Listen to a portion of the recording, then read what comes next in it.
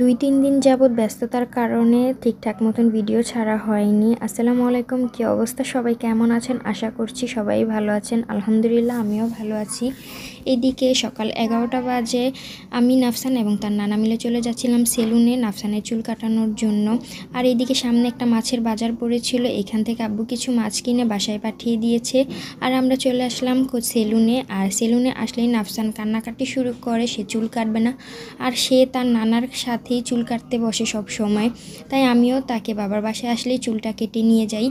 এদিকে চুল কাটা হয়ে গেছে আর যাবার পথেই দেখলো ফুচকা ঝালমুড়ির দোকান, এইখান থেকে সে 10 টাকার ঝালমুড়িও কিনে নিল। ঝালমুড়ি কিনা হয়ে গেছে, তার নানার হাত ধরে আবার বাসার উদ্দেশ্যে রওনা করলাম। এদিকে আব্বু আবার মিশুক ডাক দিয়ে আমাদের দুজনকে মিশুকে উঠিয়ে দিল। আর বাসায় আসার পরে নাফসান আমি ফ্রেশ হয়ে নিলাম। তারপরে এইখানে আম্মু খুব সুন্দর করে দুপুরে বিরিয়ানি রান্না করেছিল। এদিকে আমার ছোট বোন সালাদ কেটে নিয়েছিল, তার সাথে টক দই দিয়েও মেখে নিয়েছিল। আর সালাদটা মাখার পর বিরিয়ানির সাথে খেতে এত দারুণ লাগছিল, আমি অনেকগুলো বিরিয়ানি খেয়ে ফেলেছিলাম এই সালাদটা দিয়ে। এদিকে অনেক দিন তো হলো বাবার বাসায় বেরালাম, এখন শ্বশুর বাসায় চলে যাব। নাফসান আমি রেডি হয়ে মিশুক নিয়ে বের হয়ে গেলাম। আর ওইদিকে তার দাদা তার জন্য অপেক্ষা করছিল।